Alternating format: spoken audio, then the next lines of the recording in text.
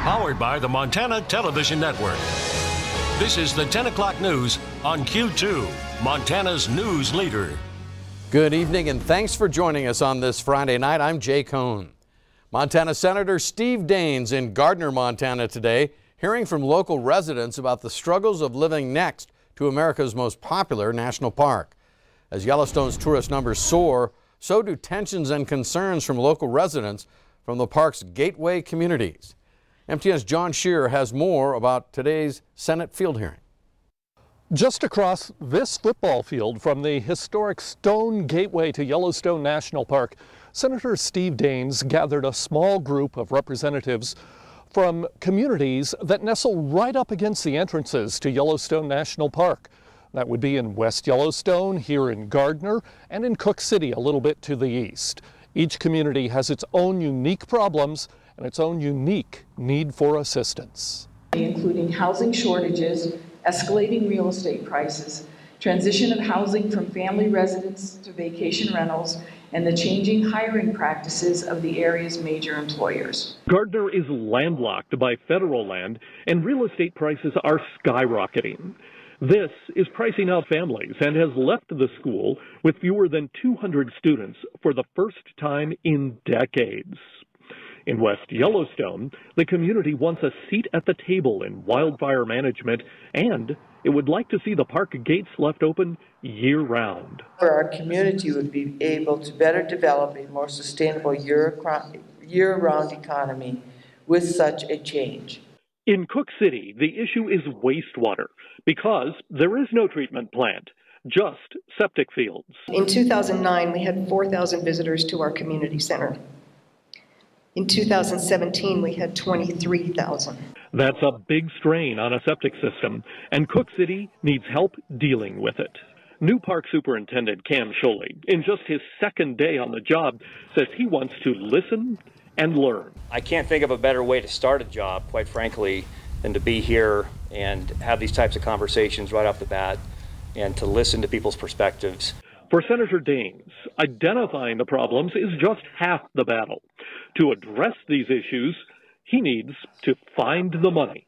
We cracked that nut on the maintenance backlog. We looked at some of the offshore energy revenues there.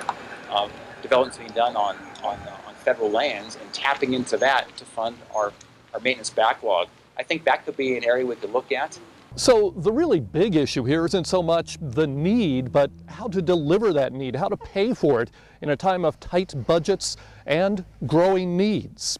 In Gardner, I'm John Shearer for MTN News. Thank you, John. Senator Daines says he's looking to build support in the Senate for new funding that would help the Park Service address its backlog of unfinished infrastructure projects.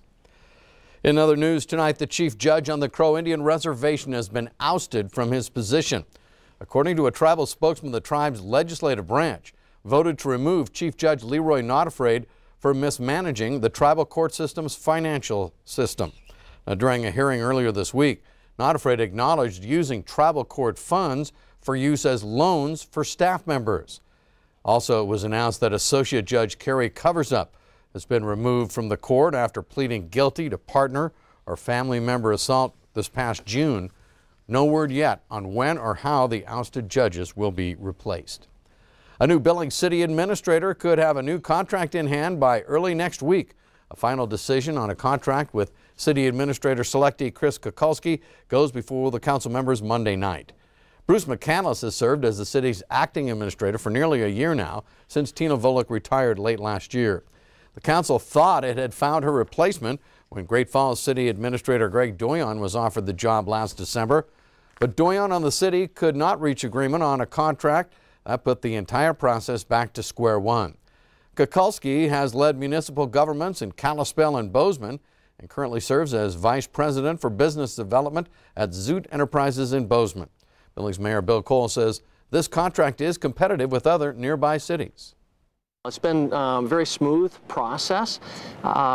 We did a lot of research beforehand on what other cities are paying of comparable size, and that was very helpful. And then we put together a draft contract and had communications with Chris, and he gave us a document back and made some compromises, and that's why I think it's in a fair document now. Under the new proposed contract, Kukulski will be paid a starting salary of $179,000. We will have to wait a few more days to see if the council approves of that contract. We'll find out at next Monday's meeting. On to the weather scene tonight. Q2's chief forecaster Bob McGuire joining us now. Bob, people should take advantage of this great weather this weekend and keep an eye on the skies. We have a special reason for this. A lot of folks have already been talking about seeing some shooting stars across Montana because it's been a beautiful week all week long. And what's happening is the Orionid meteor shower, and that is probably going to come to its peak on the 21st of October. That's coming up this Sunday. So it's going to be kind of a cool thing to look. That's what it'll kind of look like. And I tell you what, the best time to see them is between midnight and 3 a.m. They'll appear to be coming from the constellation Orion. That's the one that looks like the Archer, okay? And you'll see about maybe 10 to 20 meteors per hour. And you can probably been able to see them the last couple of days, and you'll probably get to see them Saturday and again on Sunday, and possibly in towards later next week as well. Anyway, our forecast is looking really good for this weekend and next week. We'll chat about that coming up in a few more minutes. Jay? All right, thank you, Bob. Washington Post contributor and U.S. resident Jamal Khashoggi entered the Saudi consulate in Turkey back on the 2nd of October. He has not been seen or heard from since. And now the Saudis confirm he died after a fight in the consulate. The Saudis also say 18 people have been arrested in connection with his death. President Trump says he hopes the U.S. can handle the situation without having to upset its financial ties to Saudi Arabia. Many countries, including the United States, are already removing themselves from a financial summit that is planned in the capital of Saudi Arabia. President Trump is using immigration as a rallying cry for Republicans. He's now focused on a caravan of 3,000 to 4,000 immigrants who are trying to make their way into Mexico and eventually on to the United States. The president is threatening to take action by closing down the southern border if Mexico fails to stop the caravan. The recent polls show many voters view immigration as a high priority, though not as important as the economy and health care. Mexico has asked for help from the United Nations to process the immigrants, some of whom plan to claim refugee status. In Montana's U.S. House and Senate races, Republican candidates have been emphasizing immigration and national security. Tonight, MTN's chief political correspondent Mike Dennison looks at how these issues are playing out in Montana's Senate race. Republican challenger Matt Rosendale has been hitting Democratic incumbent Jon Tester hard on immigration policy, saying Tester is going against the wishes of Montanans. Jon Tester has also supported sanctuary cities and open borders and amnesty. Having such a porous and insecure southern border has an incredible cost, both socially and economically, and I think Jon Tester has been a very big obstructionist. Tester says Rosendale's accusations have no relation to the truth. Once again, he lives in a different universe and just makes up information as it fits his agenda. Tester notes that the Border Patrol's union endorsed him because he's tough on border security and believes in giving the patrol the resources they need. He also voted for a comprehensive immigration bill in 2013 that beefed up border security, but also gave illegal immigrants a potential path to citizenship after they'd been here for at least 13 years. The bill passed the Senate, but not the House. Tester has voted 3 times against failed bills that aim to punish so-called sanctuary cities, but says he opposes sanctuaries for illegal immigrants. Every one of those bills that was put forth on sanctuary cities cut law enforcement, most of them cut law enforcement, or they cut economic development. If they want me to vote against sanctuary cities, don't cut local law enforcement. Don't cut the economic development, and I'll support that bill. Rosendale notes that Tester has still opposed funding for President Trump's proposed wall on the southern border. I hear John saying these things, but he has not supported the president when the president is trying to get proper funding to secure our border. And that is where it all begins. We have to secure the border. Rosendale has come out strongly for building the wall, arguing that without it and other strong border enforcement, illegal drug and human trafficking will continue. Montana is a long way from Mexico and the southern border. But I think we can say these issues will play a role in how some Montanans vote in this closely fought Senate contest. Reporting from Helena, Mike Dennison, MTN News.